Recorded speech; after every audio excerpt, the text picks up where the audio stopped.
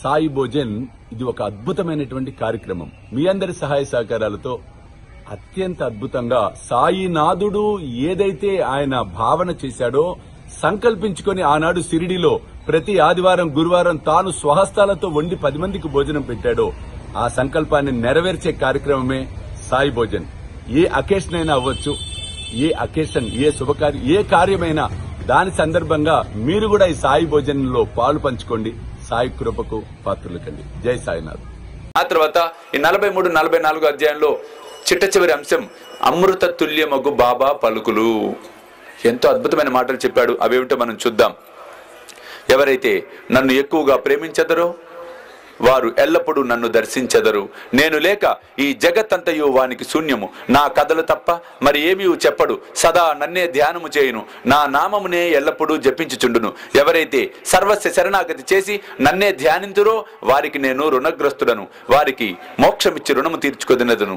ఎవరైతే నన్నే చింతించుతూ నా గుర్చే దీక్షతో నుందురో, ఎవరైతే నాకు అర్పించనిది ఏమీ తినరో అట్టి వారిపై నేను ఆధారపడి ఉందును. ఎవరైతే నా సన్నిధానమునకు వచ్చెదరో వారు నది సముద్రములో కలిసిపోయినట్లు నాలో కలిసిపోదురు. కనుక నీవు గర్వము అహంకారము లేశమైనా లేకుండా నీ హృదయములోనున్న నన్ను సర్వస్వ శరణాగతి చేయవలేను అని చెప్పి సాయిబాబా చెప్పడం అనేది జరిగింది.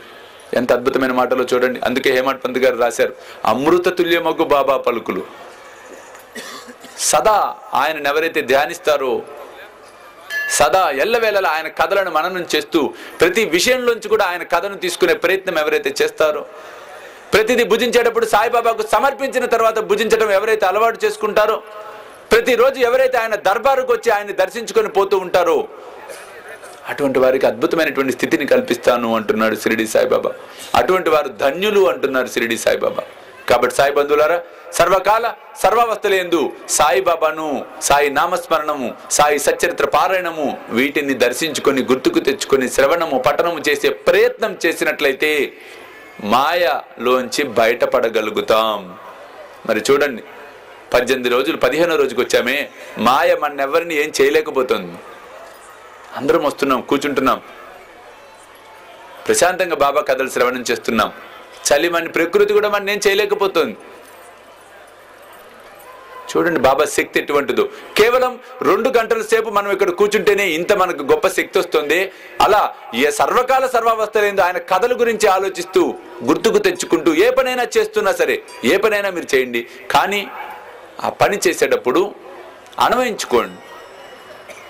అన్వయించుకోండి. ఆ కథను జోడిస్తూ ఉండండి. ఎవరో వంకాయ కూర తీసుకొచ్చి ఆఫీసులో అక్క వంకాయ కూర తిను అన్నారు.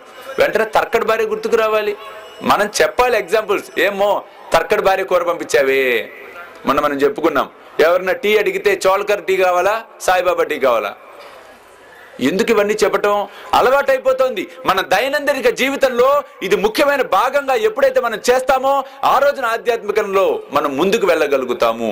అలా కాకుండా పార్ట్ టైం జాబ్ ఎప్పుడైతే చేస్తామో భగవంతుడి దగ్గర ఎన్ని జన్మలు ఎత్తినా ఆయన్ని మనం చేరుకోలేం. చాలా మంది నన్ను ప్రశ్నిస్తూ ఉంటారు, స్వామి మీరు ఫుల్ టైమా పార్ట్ టైమా? ఫుల్ టైమా అంటే ఏమిటి అని అడిగా ఒకరోజు. అంటే ఫుల్ టైం అంటే మొత్తం అన్ని వదిలేసి ఈయన చుట్టూ తిరగటమా? పార్ట్ టైం అంటే మీరు ఉద్యోగం చేసుకుంటే ఈయన చుట్టూ తిరగటమా? పిచ్చివాడా, అందరూ వచ్చింది ఫుల్ టైం కోసమేరా నాయనా. కాకపోతే ఇక్కడ ఉన్నటువంటి ఎగ్జిబిషన్లో ఉన్న షాపులన్నింటినీ చూసి కాస్త వేడి పుట్టి పార్ట్ టైం భగవంతుని చేసి ఇదంతా ఫుల్ టైం చేస్తున్నారు, అంత మించి ఏం లేదురా నాయన. నిజానికి జరుగుతుంది అదే. భగవంతుడి కోసం మనం వచ్చాం. తినటం కోసం పుట్టాం కాబట్టి దేహాన్ని పరిరక్షించుకోవడం కోసం తింటున్నామా? సంసారం కోసం పుట్టాం కాబట్టి సంసారంలో ఉంటున్నాం కాబట్టి సంసారం చేస్తున్నామా? ఒక్కసారి మనకి మనం ప్రశ్న వేసుకుంటే సమాధానం అనేది వస్తుంది.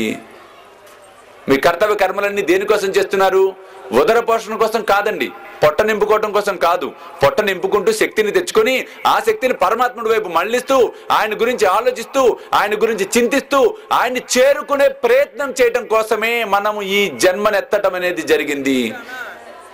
ఎప్పుడైతే సత్యం మనకు అవగతం అవుతుందో, ఎప్పుడైతే సత్యం మీద నమ్మకం కలుగుతుందో ఆ రోజున ఈ యథార్థాన్ని మనం గ్రహించిన రోజున మనం ఏ పని చేస్తున్నా కూడా సాయి నామస్మరణ చేస్తూనే ఆ పనిని చేస్తాము. తద్వారా అద్భుతమైనటువంటి ఫలితాన్ని మనం పొందే తీరుతాము.